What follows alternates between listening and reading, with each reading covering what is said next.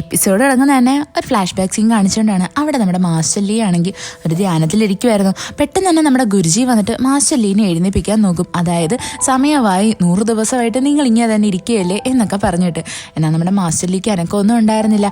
അപ്പം നമ്മളുടെ ഗുരുജിക്ക് മനസ്സിലാവും അതായത് മാസ്റ്റർ ലീ മരിച്ചുപോയി എന്ന്. പിന്നീട് കാണിക്കുന്നത് അവിടെ അടുത്തായിട്ട് തന്നെ ഒരു കൊച്ചു കുഞ്ഞ് ഒരു മഞ്ഞത്തിങ്ങനെ കിടക്കുന്നതാണ്. അവൻ്റെ ബോഡിയും ഒട്ടും അനങ്ങുന്നില്ലായിരുന്നു. പെട്ടെന്ന് തന്നെ അവിടെ നിൽക്കുന്ന നാട്ടുകാരൊക്കെ വിചാരിക്കും ഈ കുഞ്ഞും മരിച്ചുപോയി എന്ന്. അത് കഴിഞ്ഞിട്ട് കാണിക്കുന്ന നമ്മുടെ ഗുരുജി ആണെങ്കിൽ മാസ്റ്റർ ലീയുടെ ബോഡി ആണെങ്കിൽ കത്തിക്കാനായിട്ട് ഒരുങ്ങുന്നതാ. അങ്ങനെ കത്തിച്ചുകൊണ്ടിരിക്കുന്നതും പെട്ടെന്ന് തന്നെ ഈ കൊച്ചുകുട്ടി അവിടോട്ട് ഓടി വരും. എന്നിട്ട് ചോദിക്കും, എടാ നീ എന്ത് പണിയായി കാണിച്ചത്? ഞാൻ 5 വിദ്യയും പഠിച്ചിട്ട് എനിക്ക് സോൾ ഷിഫ്റ്റ് ചെയ്യാൻ പറ്റുന്നോ ഒന്ന് ടെസ്റ്റ് ചെയ്യാൻ വേണ്ടിയിട്ട് ഞാൻ എൻ്റെ ബോഡിയിൽ നിന്ന് സോളിനെ മാറ്റിയതാണ്. ഞാൻ തിരിച്ചു വന്നപ്പോഴത്തേക്ക് നീ എൻ്റെ ബോഡിനെ കത്തിച്ചു കളഞ്ഞോ എന്ന്. ഇത് കേൾക്കുന്നതും നമ്മളുടെ ഗുരുജി ഭയങ്കര ഷോക്കായിരുന്നു. മാസ്റ്റർ ലീ എങ്ങനെയാണോ ബിഹേവ് ചെയ്യുന്നത് സെയിം രീതിയിൽ തന്നെ ഈ കൊച്ചുകുട്ടിയും ബിഹേവ് ചെയ്യുന്നത്. ഇത് ഭയങ്കര കോമഡി സീനാണ്. അത് കഴിഞ്ഞിട്ട് കാണിക്കുന്നത് നമ്മുടെ മാസ്റ്റർ ലീ ഈ ഫുൾ സ്റ്റോറി എല്ലാവരുടെ കൂടി ആയിട്ടിരുന്ന് പറയുന്നതാണ്. അതേസമയം തന്നെ നമ്മുടെ ആ കണ്ണ് കാണാത്ത സോൾ എന്ന് പറഞ്ഞ പെൺകുട്ടിയില്ലേ അവളെ കാണിക്കും. യഥാർത്ഥത്തിൽ ഇത്രയും ആൾക്കാർ മരിക്കാനുള്ള റീസൺ തന്നെ സോളാ. എന്താന്ന് വെച്ചാൽ അവളെ അറിയാവുന്ന എല്ലാവരെയും ആൾക്കാർ കൊന്നുകൊണ്ടിരിക്കുകയാണ്. എന്നാൽ നമ്മുടെ സോളാണെങ്കിൽ സിയോങ്ങിന്റെ പേര് മാത്രം പറയത്തില്ല. അങ്ങനെ അവർ ഒരു ഇന്നിലായിട്ട് വരും. അവിടെയാണല്ലോ നമ്മളുടെ മുതോക്കിന് പരിചയമുള്ള ഒരാളുള്ളത്.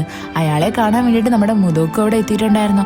അതേ സ്ഥലത്തായിട്ട് തന്നെ നമ്മളുടെ ജിൻചോയിനെയും കാണും. അവളാണെങ്കിൽ മുതോക്കിനെ കാണുന്നത് ഒന്ന് പരിങ്ങിയായിരുന്നു. അങ്ങനെ മുതോക്ക് ഒന്ന് ചോദിക്കുമ്പോൾ അവൾ പറയും, ഞാനിവിടെ 2 ടിക്കറ്റ് വാങ്ങിക്കാൻ വേണ്ടിയിട്ട് വന്നതാ, എന്നെ ഇവിടെ കണ്ട കാര്യം നീ ആരടുത്തും പറയണ്ട എന്ന്.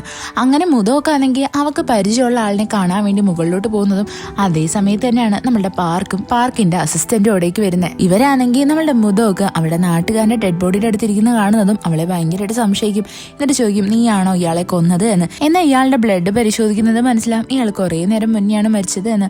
തൊട്ടടുത്തായിട്ടുള്ള റൂമിൽ തന്നെ ഒരുപാട് പേര് മരിച്ചു പോയിട്ടുണ്ടായിരുന്നു. ഇതൊക്കെ കേൾക്കുന്നതോ പാർക്കിനും ഭയങ്കര വലിയ ഡൗട്ട് വരും. അവിടെ തിരക്കുമ്പോഴേ അറിയുന്നേ ഏതോ ഒരു പെൺകുട്ടിനെ പറ്റി അന്വേഷിച്ചവരാണ് ഈ മരിച്ചത് എന്ന്. അതേസമയം തന്നെ നമ്മളുടെ മുതോക്കിനും ഒരുപാട് ഡൗട്ടുണ്ട്. അവക്കാണെങ്കിൽ സോളിനെ പറ്റി അറിയണമെന്നുണ്ട്. അതായത് നമ്മളുടെ മുതോക്ക് എങ്ങനെയുള്ള ജീവിതമാ ജീവിച്ചത് എന്നൊക്കെ അറിയാൻ വേണ്ടിയിട്ട്. അത് കഴിഞ്ഞിട്ട് കാണിക്കുന്ന പാർക്ക് വന്ന് നമ്മളുടെ വളർത്തുമേടുത്ത് പറയുന്നതാണ്. അതായത് മുതോക്കിന് എന്തൊക്കെയോ സീക്രട്സ് ഉണ്ട്. അവളാണെങ്കിൽ അവളുടെ ഇന്നസെൻസ് പോലും ക്ലിയർ ആക്കാണ്ട് അവിടെ നിന്നങ്ങ് പോയി എന്നൊക്കെ. ഇത് കേൾക്കുന്നേ നമ്മുടെ വളർത്തമ്മയ്ക്കും അങ്ങ് ഒരുമാതിരിയാവും. അത് കഴിഞ്ഞിട്ട് കാണിക്കുന്ന കൊട്ടാരത്തിലാണ്. അവിടെ നമ്മുടെ രാജാവിനാണെങ്കിൽ ഇപ്പോൾ ഒരുപാട് സന്തോഷമായി. അതായത് കാമായിട്ടുള്ള സോൾ ഷിഫ്റ്റേഴ്സും ഉണ്ട് എന്ന് ആലോചിച്ചിട്ട് അവിടെ നമ്മളുടെ മാസ്റ്റർ ലീ പറയും, നമുക്ക് സോൾ ഷിഫ്റ്റ് ചെയ്ത ഒരാളിനെ അങ്ങനെ നിസ്സാരമായിട്ട് കണ്ടുപിടിക്കാൻ പറ്റത്തില്ല. ഒന്നി അവരുടെ ദേഹത്ത് ആ ബ്ലൂ മാർക്ക് കാണും, അല്ല എന്നുണ്ടെങ്കിൽ അവർ ഡീമനായി മാറുന്നത് വരെ വെയിറ്റ് ചെയ്യണം. നമുക്ക് അല്ലാതെ കണ്ടുപിടിക്കാനുള്ളൊരു വഴിയെന്ന് വെച്ചാൽ അവരുടെ പേടി തന്നെയാണ്. ഞാൻ ഇവിടേക്ക് ഒരു ഗിഫ്റ്റ് കൊണ്ടുവരുന്നുണ്ട്. ആ ഗിഫ്റ്റിനെ നമ്മളുടെ ജിയാങ് ആയിരിക്കും കൊണ്ടുവരുന്നത്. നീ ഇതിനെ സേഫായിട്ട് ഇവിടെ എത്തിച്ചു കഴിഞ്ഞാൽ നിന്നെ ഞാൻ അക്സെപ്റ്റ് ചെയ്യുന്നതായിരിക്കും എന്ന് നമ്മുടെ മാസ്റ്റർ ലീ പറഞ്ഞ് ജിയാങ്ങിനെ അങ്ങ് പറഞ്ഞു വിടും. അത് വേറെ ഒന്നുമല്ല, നമ്മളുടെ ആ സോൾ ഷിഫ്റ്റേഴ്സിനെ കണ്ടുപിടിക്കുന്ന ആ പട്ടിക്കുട്ടിയില്ലേ അത് തന്നെയാണ്. ഇത് കേൾക്കുന്നത് നമ്മളുടെ ക്യൂനങ്ങ് ഭയങ്കര അപ്സെറ്റ് ആവും. അവർക്ക് എന്ത് വേണോന്ന് തന്നെ അറിയത്തില്ല. നമ്മളുടെ ജിയാങ്ങും ഭയങ്കര കൺഫ്യൂസ്ഡ് ആണ്. അതായത് ആ സോൾ ഷിഫ്റ്ററിനെ കണ്ടുപിടിക്കുന്ന പട്ടിക്കുട്ടി ഇവിടേക്ക് എത്തിക്കഴിഞ്ഞാൽ നമ്മളുടെ മുതോക്കും ഒരു സോൾ ഷിഫ്റ്റർ ആണെന്ന് എല്ലാവരും തിരിച്ചറിയത്തില്ലേ. അവൻ അക്കാര്യത്തിൽ നല്ല ടെൻഷനുണ്ട്. ഇതേ കാര്യം ആ സെക്കൻഡിൽ തന്നെ നമ്മളുടെ ജിന്നു അറിയും. അവൻ ഒരുപാട് ആൾക്കാരെ കൂട്ടി നമ്മളുടെ ജിയാങ്ങിനെ തടയാൻ വേണ്ടിയിട്ട് വരുന്നുണ്ട്. അതായത് ആ സോൾ ഷിഫ്റ്ററിന്റെ ആ പട്ടിക്കുട്ടിയെ ആ കൊട്ടാരത്തിൽ എത്തരുത് എന്നുള്ളൊരു മൈൻഡിൽ. നമ്മളുടെ ജിയാങ് ആണെങ്കിൽ അതിനെ പ്രൊട്ടക്ട് ചെയ്യാൻ വേണ്ടി മാക്സിമം നോക്കും. എങ്കിലും അവന്റെ മൈൻഡിലും ഈ പട്ടിക്കുട്ടി കൊട്ടാരത്തിൽ എത്തരുത് എന്നാണ്. അവിടെ കൊട്ടാരത്തിലായിട്ട് നമ്മളുടെ ആ ക്യൂനില്ലേ അവർ കടന്ന് ബഹളം വയ്ക്കും, ഇങ്ങനൊരു പട്ടിക്കുട്ടി ഇവിടെ വേണ്ട, രാജാവിന് മൃഗങ്ങളെന്ന് വെച്ചാൽ അലർജിയാണ് എന്നൊക്കെ പറഞ്ഞിട്ട്.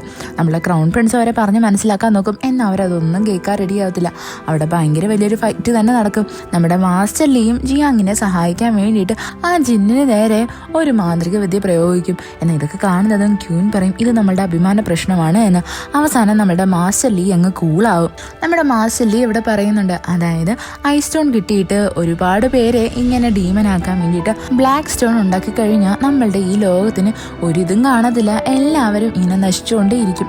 200 വർഷങ്ങൾക്ക് മുന്നേ നമ്മളുടെ ഈ പ്രകൃതിയുടെ എല്ലാം നിലനിർത്താൻ വേണ്ടിയിട്ട് മാസ്റ്റർ ചെയ്തത് എന്താണോ അതേപോലെ തന്നെ ഈ ഒരു ടൈമിലും കിങ് സ്റ്റാറിൽ ജനിക്കുന്ന ഒരാളുടെ ജന്മം ഉണ്ടാവും. അയാളായിരിക്കും ഇതിനെല്ലാം ബാലൻസ് ചെയ്ത് നിലനിർത്താൻ പോകുന്നത്.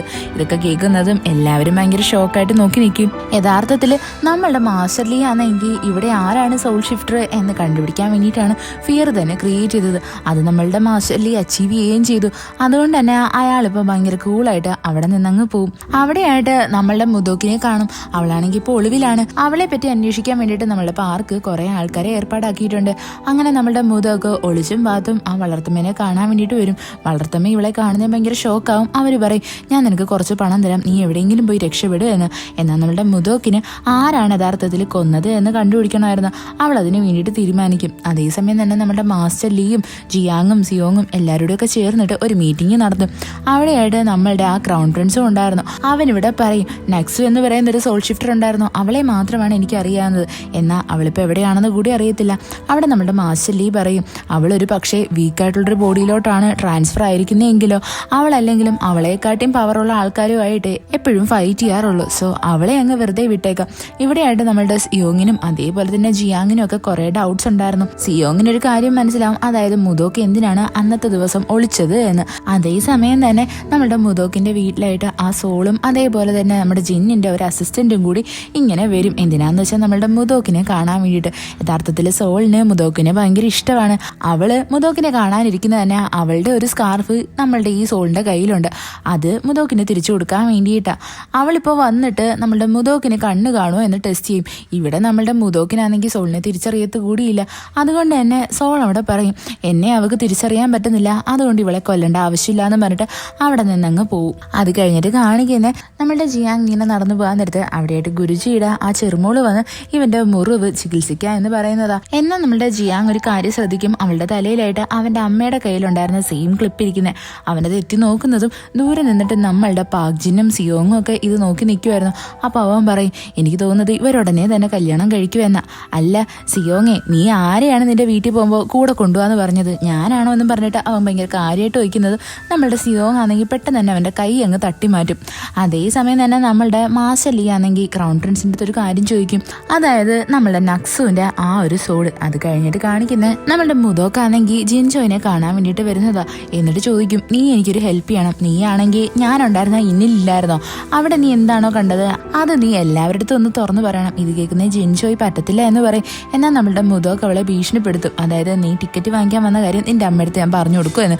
ഇത് കേൾക്കുന്ന ജിൻജോയ് പെട്ടെന്ന് തന്നെ നമ്മുടെ മുതോക്കിനെ അവളുടെ ചേച്ചിയുടെ റൂമായിട്ടുള്ള ബുയോങ് ഇല്ലേ അവിടെയായിട്ട് കൊണ്ടുവന്നങ്ങ് ഒളിപ്പിക്കും. നമ്മളുടെ മുതോക്കിനെ അറിയത്ത് പോലുമില്ല ഇവിടുത്തെ മൂത്ത കുട്ടി മിസ്സിംഗ് ആണ് എന്ന്.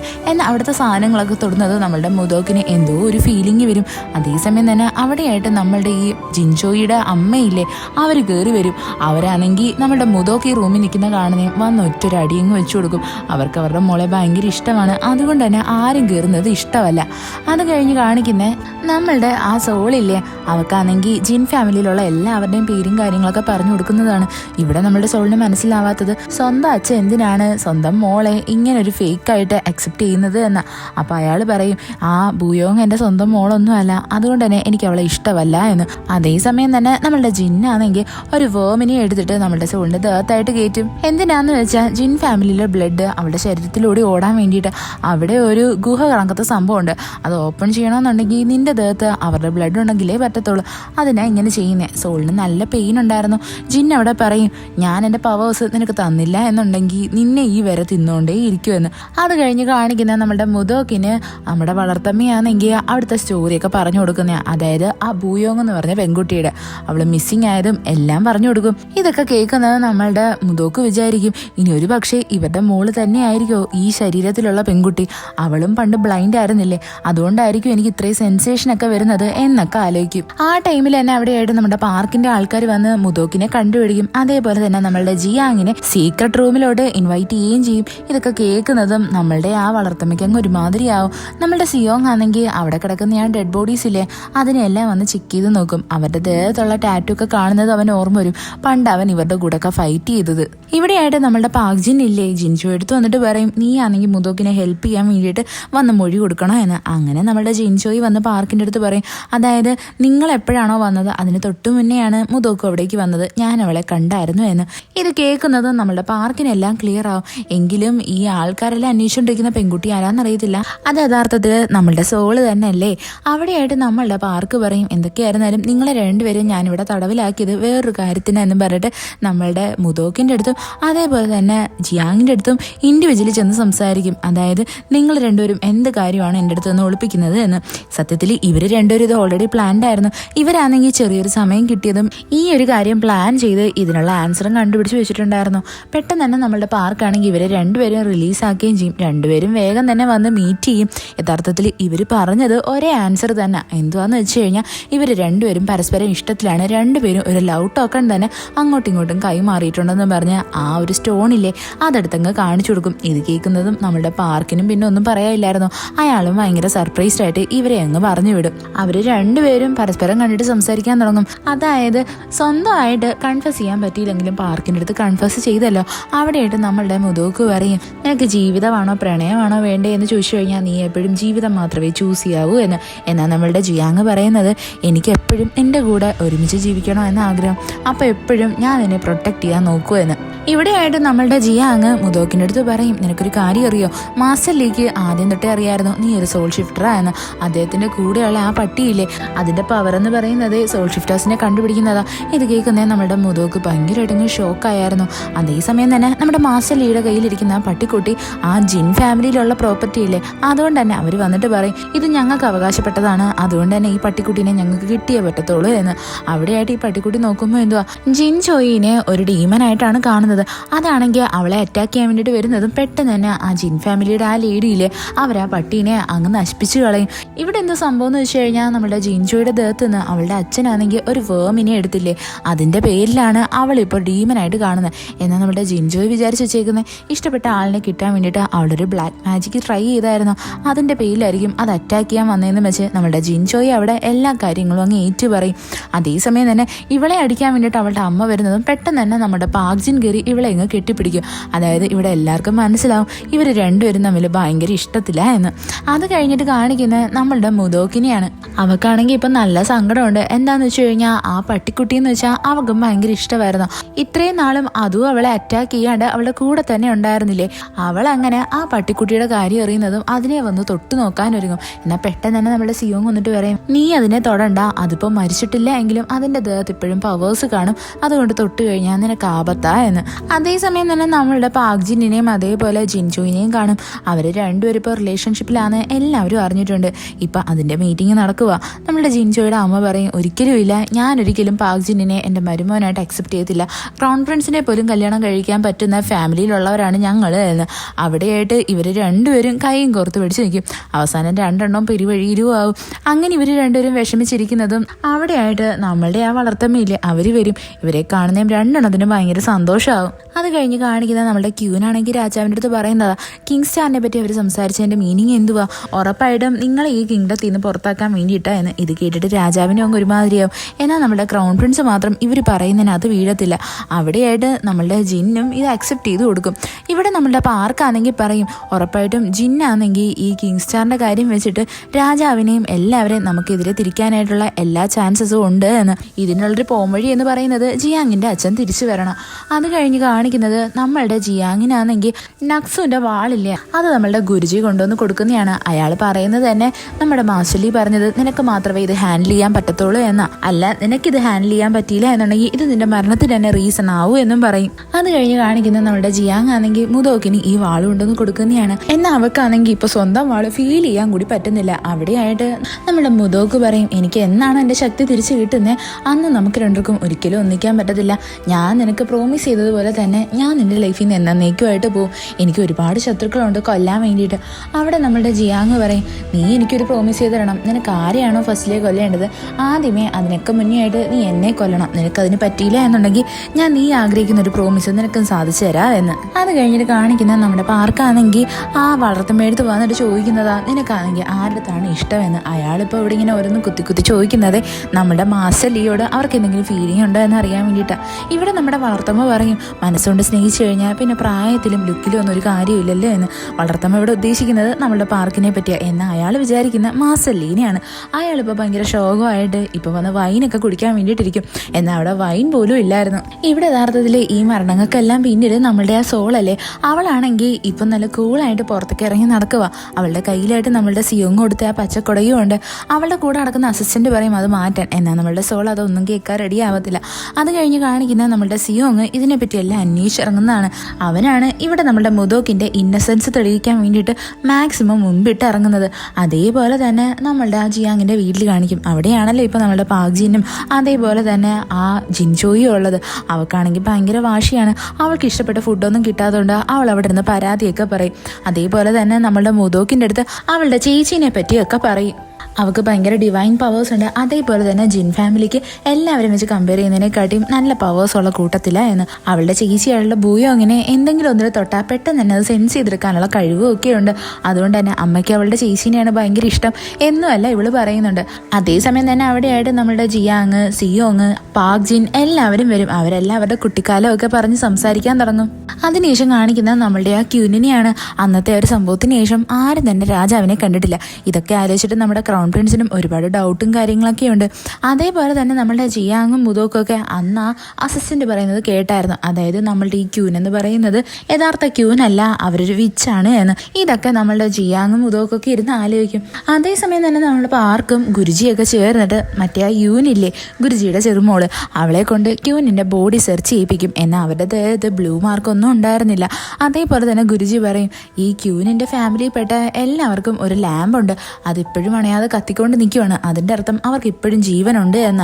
അതേപോലെ തന്നെ ഡീമനായിട്ട് മാറിയ ഒരു മാസ്റ്റർ ഇല്ലേ, അയാളെ ആണെങ്കിൽ ഇപ്പോഴും നമ്മളുടെ പാർക്കും എല്ലാവരും ഇങ്ങനെ ചികിത്സിച്ചുകൊണ്ടിരിക്കുകയല്ലേ. അയാളും നമ്മളുടെ ക്യൂനിൻ്റെ പാരമ്പര്യത്തിൽ പെട്ടത് തന്നെയാണ്.